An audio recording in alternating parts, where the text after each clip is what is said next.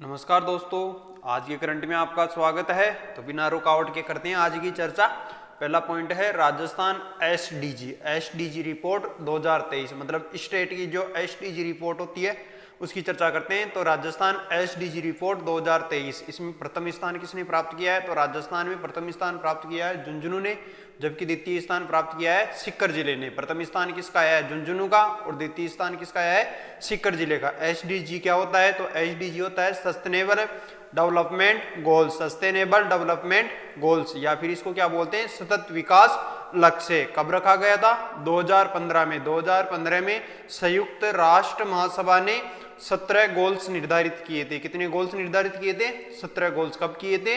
2015 में, जिन्हें 2030 तक पूरे करने हैं। कब तक पूरे करने का लक्ष्य रखा गया है? 2030 तक। क्या उद्देश्य से रखे गए हैं? तो इसका उद्देश्य है कोई पीछे ना छूटे, मतलब सबको साथ लेके चलना है। इस उद्देश्य से ये लक्ष्य रखा गया है। इसमें राजस्थान जो स्टेट की रिपोर्ट है उसमें राजस्थान के झुंझुनू जिले ने प्रथम स्थान प्राप्त किया है, जबकि सीकर ने दूसरा स्थान प्राप्त किया है। नेक्स्ट पॉइंट देखते हैं नेपियर। नेपियर क्या है ना?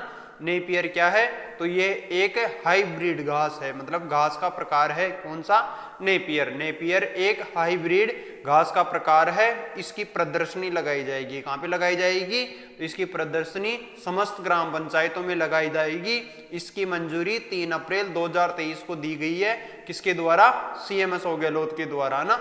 इसकी प्रदर्शनी कौन लगाएगा? तो राजस्थान बीज उत्पादन और वितरण मिशन के तहत इसका प्रदर्शनी किया जाएगा ना। तो नेपियर क्या है? एक हाइब्रिड की घास है ना, ध्यान रखना। नेक्स्ट पॉइंट देखते हैं अभिलाषा कार्यक्रम। क्या है अभिलाषा कार्यक्रम?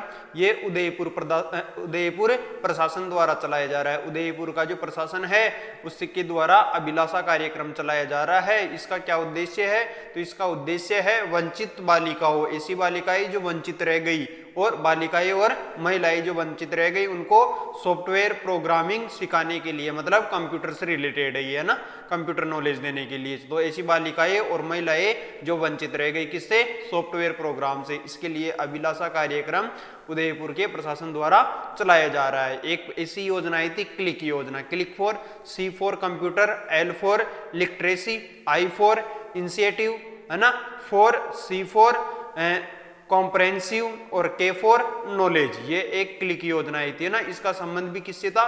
कंप्यूटर साक्षरता से था। तो दोनों पॉइंट ध्यान रखना। नेक्स्ट पॉइंट की चर्चा करते हैं। तो नेक्स्ट पॉइंट है खेलोदय। खेलोदय क्या है? तो ये राजस्थान की पहली वुमेन स्पोर्ट्स एकेडमी है। खेलोदय क्या है? राजस्थान की पहली वुमेन स्पोर्ट्स एकेडमी है। ये कहाँ पे खोली जा रही है? तो ये राजस्थान के SMS स्टेडियम जयपुर में खोली जा रही है। नेक्स्ट पॉइंट की चर्चा करते हैं। तो निशा लिम्बा। निशा लिम्बा कौन है? तो निशा लिम्बा का संबंध है श्रीगंगानगर जिले से। निशा लिम्बा का संबंध किससे है? श्रीगंगानगर जिले से। ये शॉर्ट पुट की खिलाड़ी है। किसकी खिलाड़ी है? शॉर्ट पुट खेल की खिलाड़ी है। इन्होंने स्वर्ण पदक जीता है। क्या जीता है? स्वर्ण पदक। किसमें जीता है? तो इंडियन ओपन पैरा खिलाड़ी है। ये कैसी खिलाड़ी है? पैरा खिलाड़ी है। तो Indian open para athletics international championship 2023 जो हुई थी है ना, इसमें इन्होंने स्वर्ण पदक जीता है। ये कहाँ आयोजन हुई? तो ये बेंगलोर में हुई। कहाँ पे हुई? बेंगलोर। और इस प्रोग्राम का ये कौन सा संस्करण था? 5वां संस्करण। ये इतना इंपॉर्टेंट नहीं रहता, बाकी और चीजें इंपॉर्टेंट है। ऐसे ही एक खिलाड़ी और थी यहाँ पे, वो थी सुमन ढाका। कौन थी? सुमन ढाका। सुमन ढाका का संबंध कहाँ से था? इनका गांव था, इनका संबंध था कुंदनगांव सीकर से। कहाँ से संबंध था? कुंदनगांव सीकर थे। इन्होंने इसी प्रतियोगिता में है ना, इसी प्रतियोगिता में 2 पदक जीते हैं। कितने पदक जीते हैं? 2। शॉर्ट पुट में तो कौन सा जीता है? रजत। जबकि शॉर्ट पुट में स्वर्ण किसने जीता है? स्वर्ण जीता है निशा लांबा ने। किसने जीता है? निशा लांबा ने जीता है ना। कौन से में? Indian open para athletics international championship में। इसी में सुमन ढाका ने जो कुंदनगांव सीकर की है, शॉर्ट पुट में तो रजत जीता है, और किसमें? डिस्कस थ्रो में कांस्य पदक जीता है। मतलब 2 पदक जीते इन्होंने। किसने? सुमन ढाका ने, जो कुंदनगांव सीकर जिले की है। नेक्स्ट क्वेश्चन देखते हैं। तो बहलोल नगर। बहलोल नगर कहाँ पे है? हनुमानगढ़ जिले में। बहलोल नगर कहाँ पे है? हनुमानगढ़ जिले में। 8 मई 2023 को, कब है? 8 मई 2023 को वायुसेना का मिग 21 है ना, मिग 21 क्रैश हुआ था ना परसों के दिन। कहाँ पे? बहलोल नगर हनुमानगढ़ में। कौन सा? मिग 21 क्रैश हुआ था, जहाँ पे शायद 3 महिलाओं की मौत हो गई थी, है ना। 2 की तो मौके पे हो गई थी और 1 की हॉस्पिटल में हो गई थी, है ना। तो ध्यान रखना ये कहाँ पे हुआ है? बहलोल नगर हनुमानगढ़ में। नेक्स्ट क्वेश्चन पॉइंट देखते हैं। तो T-55 क्या है? T-55 क्या है? तो ये भारतीय सेना का युद्ध टैंक है। भारतीय सेना का क्या है? युद्ध टैंक। इसका उद्घाटन किसके द्वारा किया गया? तो इसका उद्घाटन राज्यपाल कलराज मिश्र द्वारा किया गया। कहाँ पे? महाराणा प्रताप स्मारक, जो कहाँ पे है? मोती मगरी उदयपुर में। वहां पर इसका क्या किया गया? उद्घाटन किया गया। नेक्स्ट क्वेश्चन देखते हैं, नेक्स्ट पॉइंट देखते हैं। डेगाना नागौर। देखो वैसे तो डेगाना किसके लिए प्रसिद्ध है? डेगाना प्रसिद्ध है टंगस्टन के लिए। किसके लिए? टंगस्टन के लिए। लेकिन हाल ही में डेगाना नागौर में लिथियम के भंडार मिले हैं। किसके भंडार मिले? लिथियम। इनकी मात्रा ना जम्मू कश्मीर में मिले ना, जम्मू कश्मीर में लिथियम मिला है, उससे भी अधिक मानी जा रही है। मतलब सबसे बड़ा यही माना जा रहा है ना। तो डेगाना नागौर में लिथियम के भंडार मिले हैं। लिथियम क्या है? तो लिथियम अधातु, लोहा धातु है, मतलब इसमें लोहा नहीं पाया जाता ना, बिना लोहे वाली धातु है। इसका उपयोग चार्जेबल, चार्ज होने वाली बैटरियों में किया जाता है। किसका? लिथियम का। कहाँ मिला है? डेगाना नागौर में इसके भंडार मिले हैं। नेक्स्ट पॉइंट देखते हैं।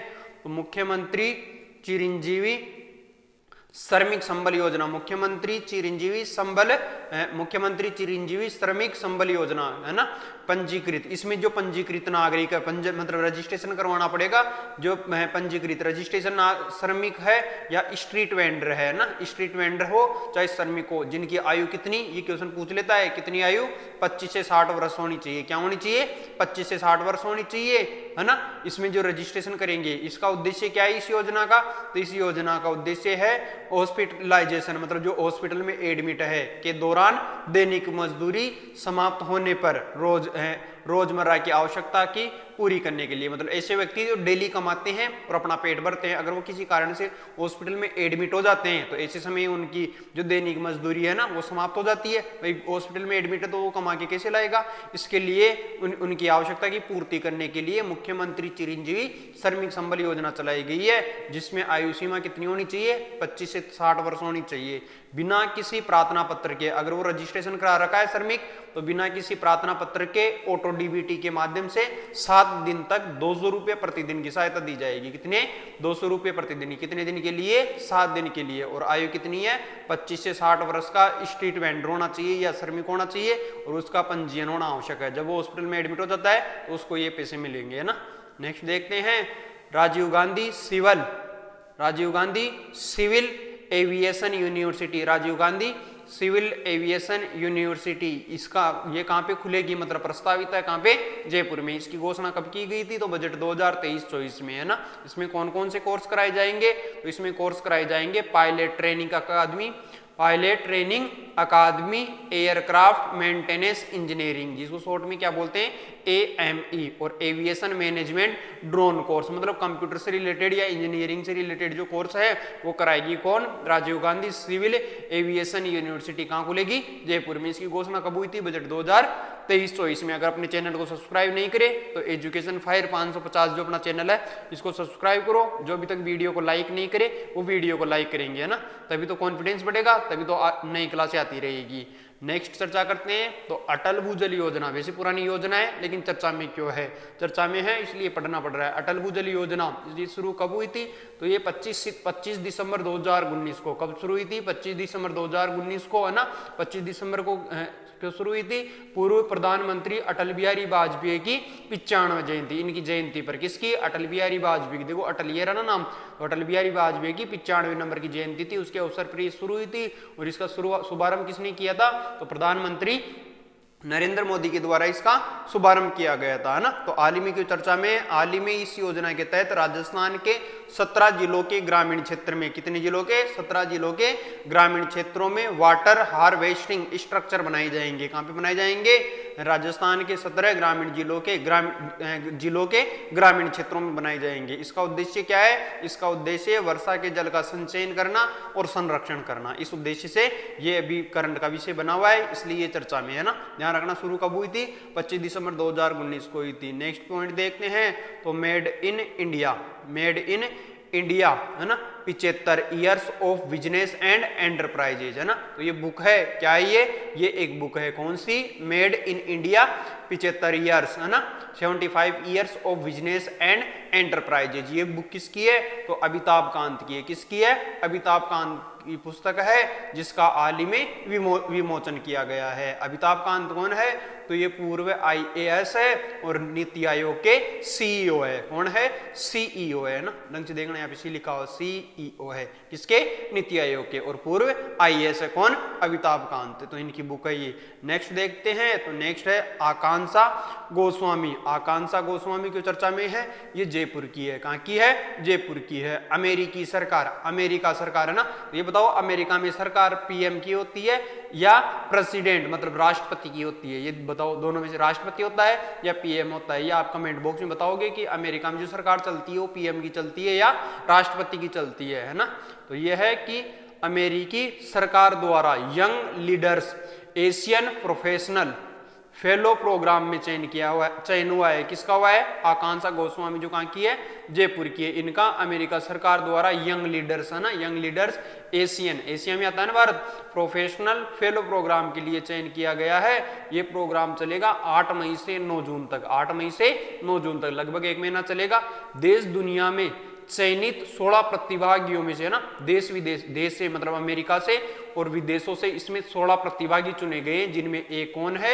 एक है अपनी आकांक्षा गोस्वामी, जो कहाँ की है? जयपुर की। इसको क्यों चुना गया है? तो इनका उद्देश्य है कि ये प्रतिभागी, जैसे इसको चुन लिया तो ये प्रतिभागी भारत की है, तो भारत और दूसरे देशों में वहां की सरकार और सिविल सोसाइटी के बीच में समन्वय स्थापित करेगी। इसलिए आकांक्षा गोस्वामी को इसके लिए चुना गया है। टोटल कितने प्रतिभागी है? तो 16 प्रतिभागी है। तो ये आज का करंट था। वीडियो पसंद आ रहा है तो लाइक करना है। जो स्टूडेंट अभी तक चैनल को सब्सक्राइब नहीं करे वो सब्सक्राइब करेंगे, और वीडियो को क्या करना है? शेयर करना है। तो आज के लिए इतना ही। जय हिंद, जय भारत, धन्यवाद।